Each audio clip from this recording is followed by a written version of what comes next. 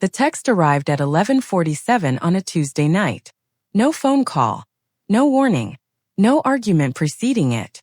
Just a cold, clinical message sitting in the blue glow of a smartphone screen. From the two people who were supposed to love her unconditionally for the rest of her life. For Elena. After much discussion, your father and I have decided that you are no longer part of this family. Do not contact us. Do not show up at this house. Do not reach out to your brother. We are done with you. Goodbye. Her 11 sentences. 43 words. A lifetime erased. And Elena Hargrove, 26 years old, sitting alone in a studio apartment in Austin, Texas, eating leftover pad thai with a plastic fork, read that message 3 times. Then she set her phone face down on the kitchen counter, finished her dinner, washed the container, dried her hands carefully on a paper towel, and went to bed. She never replied. Not that night. Not the next morning. Not ever. What her parents, Richard and Carolyn Hargrove, did not know, what they could not have possibly calculated in their cold, arrogant dismissal, was that the daughter they had just thrown away like a crumpled receipt was already quietly, methodically building something extraordinary. Something that, 11 years later, would be worth $4.2 billion. Something that the entire financial world would come to know. Something that Richard and Carolyn Hargrove would one day desperately, humiliatingly need. But they didn't know that yet. And Elena never warned them. If you've ever been discarded by the people who were supposed to protect you, if you've ever been told you weren't enough by the ones who should have been your greatest champions, stay with this story. Because what Elena did next wasn't just survival. It was something far more powerful than revenge. It was legacy. Like this video and subscribe because this is the kind of story you don't want to miss halfway through. To understand what that text message truly meant, you have to understand the Hargrove family. Not the version they presented at the country club in Greenwich, Connecticut, with their coordinated outfits and rehearsed smiles, but the real version. The one that happened behind closed doors at the dinner table in the car on the way home from school. Richard Hargrove was a man who had inherited a mid-sized commercial real estate firm from his own father, grown it modestly through 3 decades of careful, unambitious management, and then convinced himself he was a self-made genius. He drove a silver Mercedes S-Class that he leased, not owned. He wore custom shirts from a tailor on Fifth Avenue, paid for on a credit card he carried a revolving balance on. He spoke at the dinner table with the authority of someone who had conquered the world, when in reality, he had simply maintained what someone else had built. Carolyn Hargrove was a woman who had once dreamed of being an architect. She had the talent for it. Her early sketchbooks were filled with structures of genuine beauty and innovation. But she had married Richard at 23, had their son Marcus at 25, and then Elena at 27, and somewhere between the PDA meetings and the charity luncheons and the endless social performances of being Mrs. Richard Hargrove of Greenwich, Connecticut, those sketchbooks had been packed into a box in the attic and forgotten. Carolyn directed all of her frustrated ambition outward, mostly onto her children, mostly onto Elena. Marcus Hargrove, the older sibling, had understood the rules of the Hargrove household early and adapted perfectly. He was charming, surface level, and strategically obedient. He said the right things, dated the right girls, went to Dartmouth on the family's insistence, joined his father's firm, and smiled at every family dinner like a man who had made peace with a cage. Marcus was the golden child not because he was more talented or more kind, but because he was more compliant. And in the Hargrove household, compliance was the currency of love. Elena had never been able to spend it.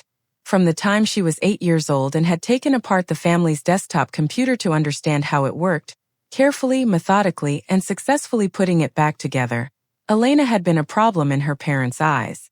Not a gifted child. Not a curious mind worth nurturing. Problem. Why can't you just be normal?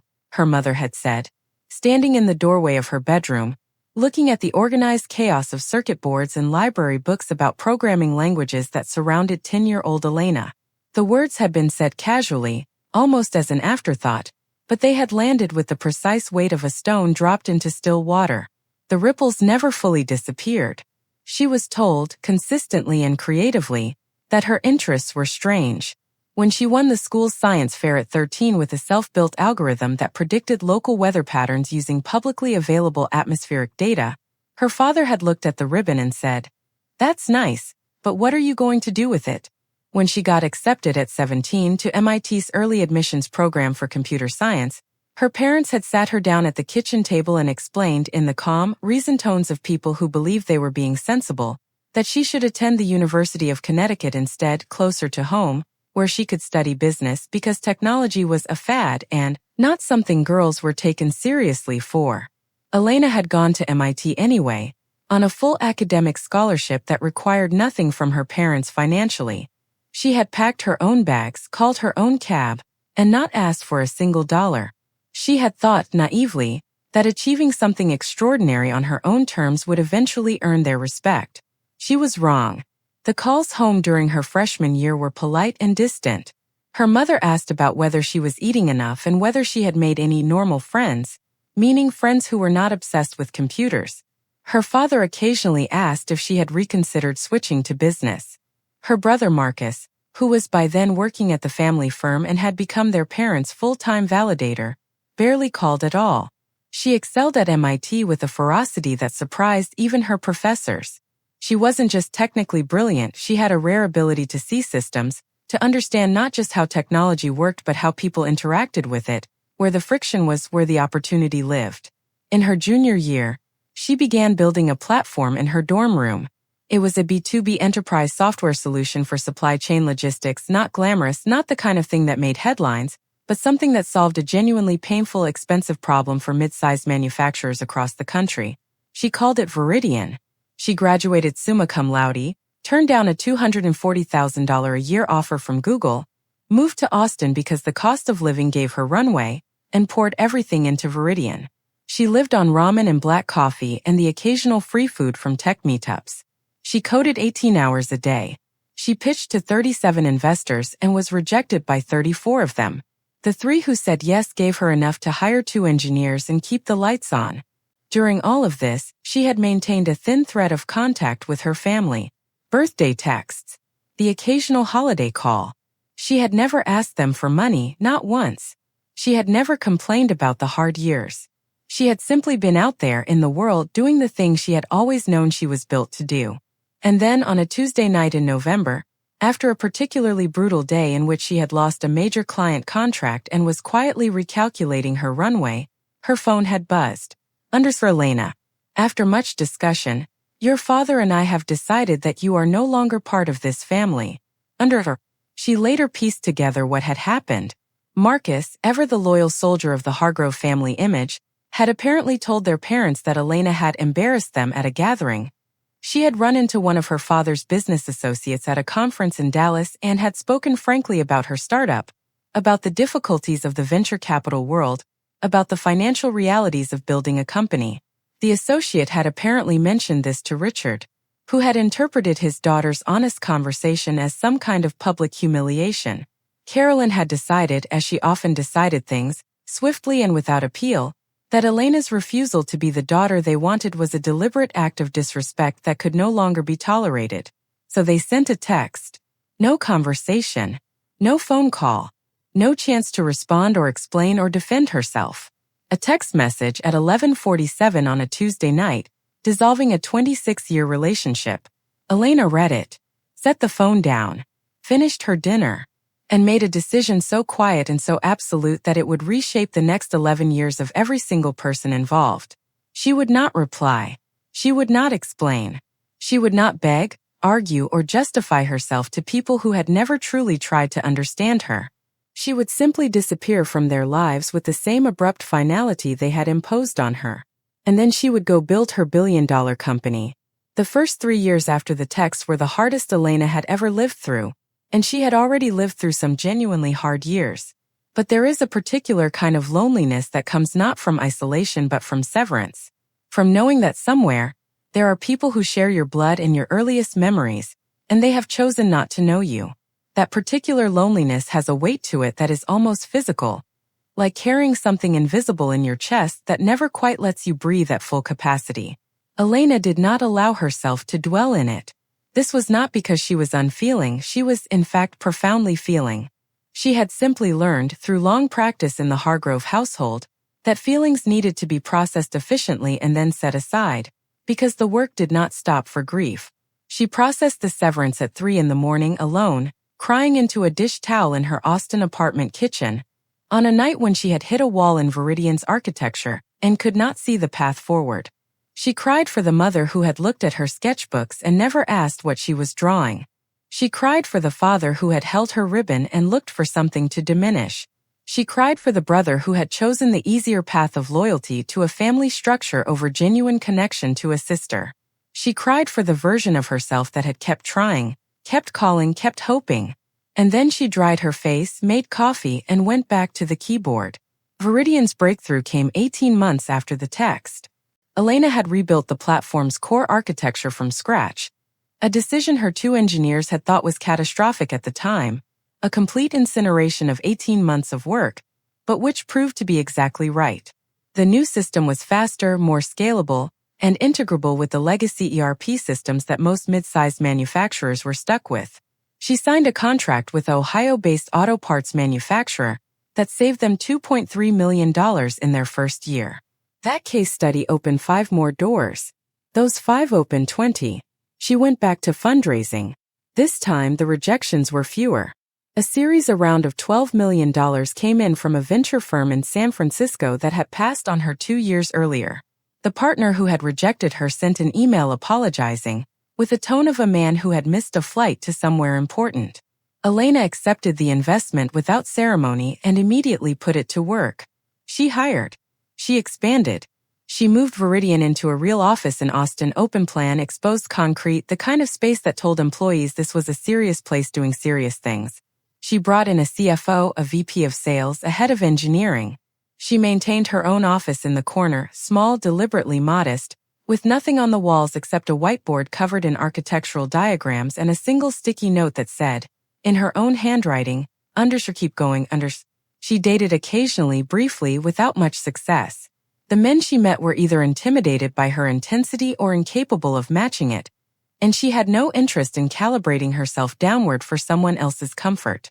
She had a close circle of friends, mostly fellow founders and engineers, people who understood the specific texture of building something from nothing. She was loyal to them with a fierceness that surprised people who mistook her professional composure for coldness. She just gave her loyalty carefully because she knew exactly what it cost when it was misplaced. She did not think about her family, or rather, she thought about them the way you think about a scar. You know it's there, you've accepted it's permanent, you don't spend every day examining it. She had unfollowed them on every platform. She had removed their numbers from her phone. She had, with methodical completeness, constructed a life in which they did not exist. Not out of anger. The anger had burned itself out in those early weeks, but out of self-preservation. Some doors once closed are healthier left closed. Viridian crossed $10 million in annual recurring revenue in year 3, $28 million in year 4. The growth curve steepened. Elena began hearing from strategic acquirers, large enterprise software companies sniffing around, sending polite emails through intermediaries about exploring synergies. She declined every one of them. She wasn't building Viridian to sell it. She was building it to dominate. In year 5, she filed confidentially for Series B. The round came in at $60 million, led by one of the most respected growth equity firms in the country. The valuation placed Viridian at $310 million. Elena owned, after all dilution, 38% of the company. She was 31 years old and worth, on paper, approximately $118 million. She lived in the same apartment she had been renting for 4 years, drove a used Honda Accord, and still occasionally ate ramen, not because she had to, but because she genuinely enjoyed it and had never seen the point of performing wealth she hadn't finished building yet. She did, however, buy one thing: a custom-designed silver Patek Philippe Calatrava watch, the women's version which she wore every day, not as a status symbol. As a reminder, every time she looked at it, she remembered the night she had read that text message and made a choice. The watch was her receipt, proof that the choice had been the right one. Back in Greenwich, Connecticut, the Hargrove family was living a story with a very different trajectory. Richard Hargrove's commercial real estate firm, Hargrove Property Partners, had coasted through the years on a combination of inherited client relationships, modest market growth, and the particular kind of overconfidence that comes from never having been truly tested. Richard had expanded aggressively in 2019, taking on significant debt to acquire several retail-anchored properties in suburban Connecticut and New Jersey, convinced that the reports about the death of brick-and-mortar retail were overblown. They were not overblown. The pandemic hit Hargrove Property Partners like a freight train. Retail tenants vacated. Rent income collapsed. The debt service on the newly acquired properties became an immediate crisis. Richard spent 2020 and 2021 doing what he had always done when facing a problem he didn't understand. He denied its severity, borrowed more to cover the shortfall, and told Carolyn that things were being managed. Things were not being managed. Marcus, who had by now been made a partner in the firm, had inherited his father's optimism without any of the underlying instinct for recovery. He had restructured nothing, diversified nothing, and innovated nothing. He had spent the pandemic years attending Zoom meetings from his home in Darien, managing the firm's social media presence, and convincing himself that the market would recover before anything catastrophic happened. By 2023, Hargrove Property Partners was in genuine distress. 2 of the 3 major acquisitions were in technical default. The firm's primary lender, a regional bank in Hartford, was sending increasingly urgent letters. Richard had privately exhausted a significant portion of the family's liquid assets trying to keep the firm alive. Carolyn had sold the second car. Marcus had quietly stopped making mortgage payments on his own home. And then, in the spring of 2024, the lender issued a formal notice. They had 90 days to refinance the debt or face forced liquidation of the properties, at values that would not cover what was owed. The shortfall, when the family's attorney laid it out on the table in a Hartford conference room, was $11.4 million. Hargrove Property Partners, as it currently existed, would cease to exist without either a significant capital infusion or a strategic buyer willing to take on the liabilities. Richard sat in that conference room with the posture of a man who had just discovered, too late, that the ground beneath him had been eroding for years. Marcus sat next to him, saying nothing, looking at the table. The attorney was gentle but clear. This was not a problem that good intentions could solve. This required money, and it required it in 90 days. What about investors? Richard asked. The attorney had already approached 3. None of them were interested in the specific risk profile of retail-anchored properties in the current environment. What about a sale of the portfolio? The numbers didn't work at current valuations. A distressed sale would generate enough to pay off roughly 70 cents on the dollar. The family drove home in silence. Carolyn made dinner, pot roast, the kind she made when things were serious, the family comfort food that had always signaled a closing of ranks, and Richard sat at the kitchen table looking at the wall. There has to be someone, Carolyn said. Marcus was scrolling his phone, and then he went very still. He had been looking at a business news alert, the kind that populates in a feed when you search certain industries often enough. The headline was from the Wall Street Journal's tech section. It was about a B2B enterprise software company called Veridian that had just confidentially filed its S-1 in preparation for a public offering that analysts were projecting would value the company at somewhere between $3.8 and $4.6 billion. The founder and CEO of Veridian was Elena Christine Hargrove, 37 years old, of Austin, Texas. Marcus put the phone down on the table. "Mom," he said. "Dad." His voice had a specific quality to it that made Carolyn look up from the stove and Richard look up from the wall. It was the quality of someone who has just seen something that rearranges everything. "I think," Marcus said carefully, "we have a problem, and I think we might know someone who could fix it." The call came to Elena's office line on a Wednesday afternoon in April, routed through Veridian's main switchboard by her executive assistant, Priya, who had worked with Elena for 6 years and knew her schedule and her preferences with the precision of a chess grandmaster. "There's a Marcus Hargrove on line 1, Priya said through the intercom, with the completely neutral tone she used for calls she had no context for. "He says he's your brother." Elena was in the middle of reviewing the final draft of Veridian's S1 prospectus with her CFO, David Chun, and their lead underwriter from Goldman. She did not look up from the document when Priya's voice came through. "Tell him I'm unavailable," Elena said. "And please note in the system that calls from that name should be routed to voicemail going forward." "Of course," Priya said. David Chun glanced at her. She did not offer an explanation, and he did not ask for one. They returned to the prospectus. The voicemail came through 40 minutes later. Elena listened to it at the end of the day, alone in her office, after everyone else had gone home. She sat at her desk in the quiet of the Austin evening, the city lights beginning to come on outside the floor-to-ceiling windows, and she pressed play. Marcus's voice had aged. He was 40 now, and there was something in his voice, a thickness, a weight, that hadn't been there when they were young. Understood, Elena. It's Marcus. I know you probably don't want to hear from me. I wouldn't blame you. I'm not going to pretend that things didn't happen the way they happened. Look, Mom and Dad are in serious trouble. The firm is going under. We're talking about losing everything. The house in Greenwich, the properties, everything.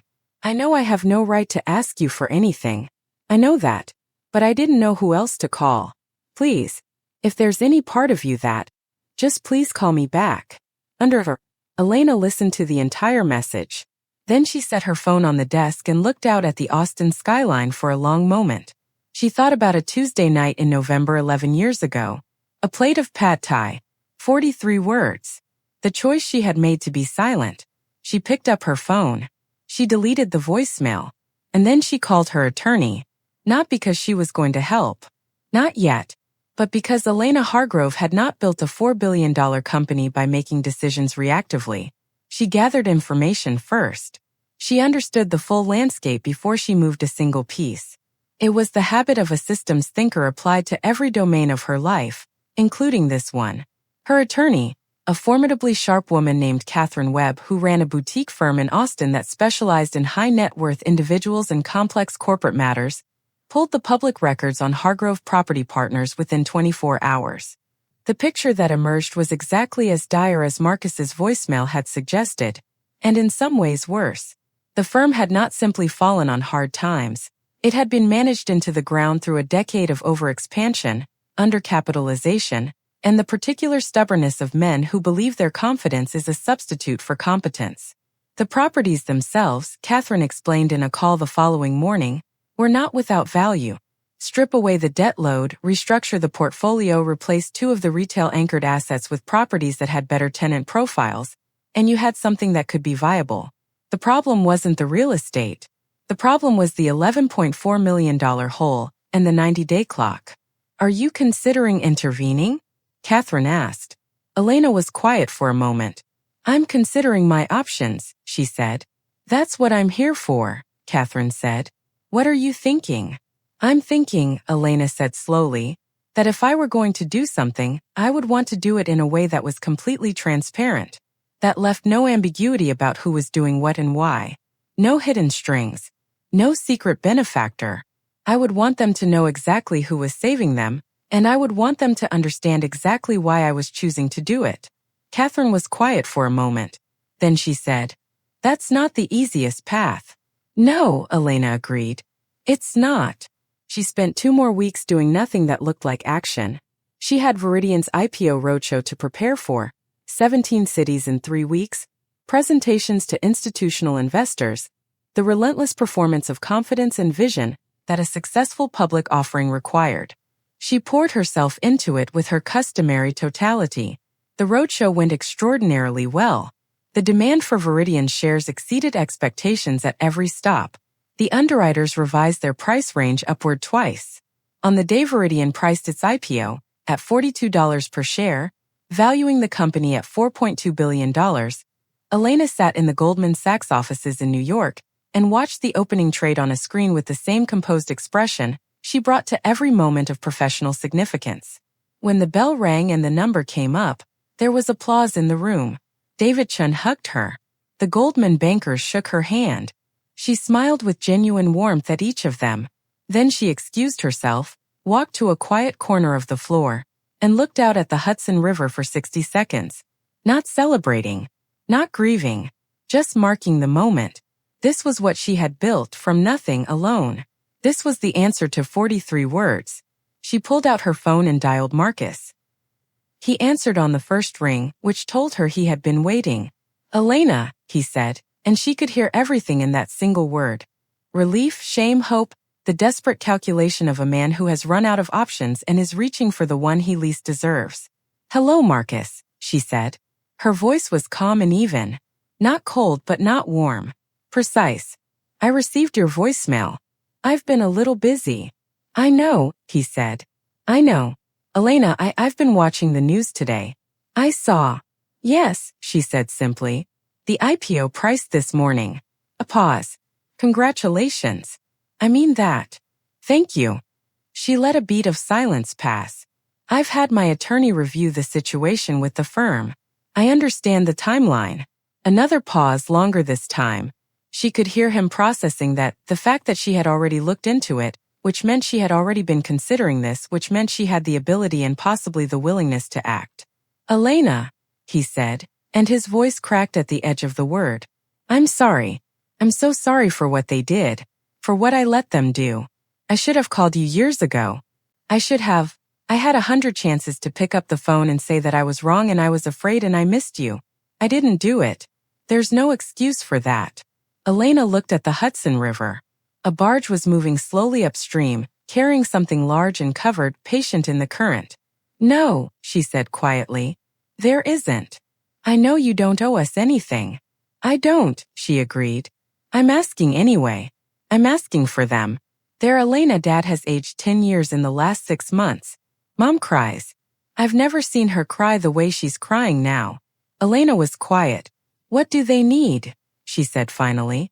The relief in Marcus's voice was audible and immediate, and she recognized it, and she let herself feel it, not with satisfaction exactly, but with the complex, layered emotion of someone who has carried something heavy for a very long time and is finally setting it down somewhere it can be dealt with. She did not forgive them in that moment. Forgiveness was a longer, more private process that had nothing to do with business decisions.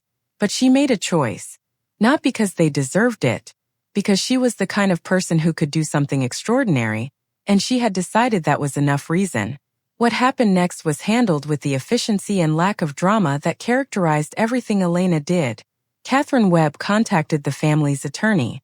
A series of wire transfers and debt restructuring agreements were drawn up with the precision of a surgical procedure. Elena's family office, an entity she had established the previous year to manage her personal wealth, provided the $11.4 million capital infusion that retired the distressed debt. The terms were documented, arm's length, legally clear. This was not a gift. It was a structured loan at market rate, secured against the properties, with a repayment schedule that was aggressive enough to require discipline from the Hargrove firm going forward. Additionally, Catherine arranged for a referral to a commercial real estate management firm based in New York, one of the best in the country, a firm that Elena had a relationship with through Viridian's facilities management clients, to come in and conduct a full operational review of Hargrove Property Partners. The review took 6 weeks. The resulting restructuring plan was brutal in its honesty and precise in its prescriptions. 2 properties were sold. Not in distress. The firm now had the breathing room to sell at reasonable valuations. The proceeds retired additional debt and provided a capital cushion. 3 remaining properties were repositioned. 2 retail anchors replaced with mixed-use medical and professional tenants. The portfolio was smaller but healthier. The firm, for the first time in a decade, had a genuine path forward. Richard and Carolyn Hargrove learned through their attorney during the first week of this process exactly who was providing the capital. Their attorney, a careful man named Gerald Foster who had known the family for 30 years, delivered the information in his Hartford conference room, in the same steady tones he used for delivering all significant news. The capital is coming from a family office, he said. The family office is controlled by Elena Hargrove. The room was silent for a long time. Carolyn's hand went to her mouth. She was wearing a cashmere cardigan the color of winter sky, and her hand against her mouth was trembling. Richard sat very straight in his chair, the way he always sat when he was trying to maintain composure over something that was dismantling him internally. She knows, Richard said. It wasn't a question. She is the one making the decision, Gerald confirmed. She has been fully briefed on the firm's situation and has chosen to intervene. Another silence. Why?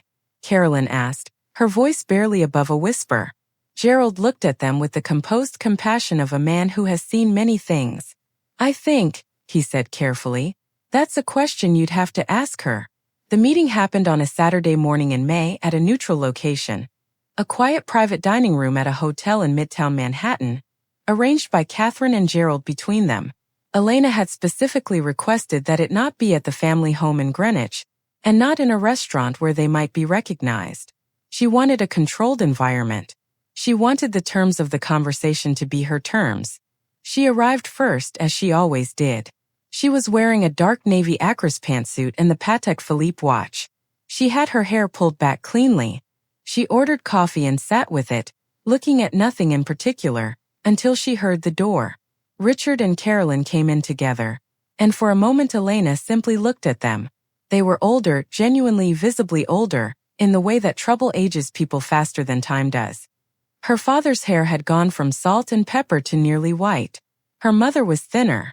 They moved with the careful, slightly diminished quality of people who had been carrying something heavy and had not had enough sleep. They stopped when they saw her, and she watched something move across both of their faces simultaneously.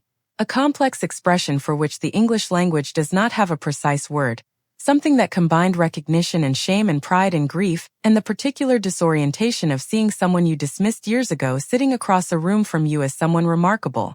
"Elena," her mother said. "Hi, Mom," Elena said quietly. "Sit down." They sat. The coffee arrived. The waiter disappeared.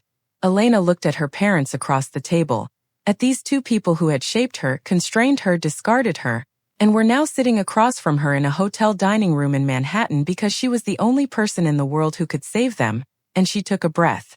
"I'm not here to make you feel worse than you already do," she said. "And I'm not here to perform forgiveness for your benefit.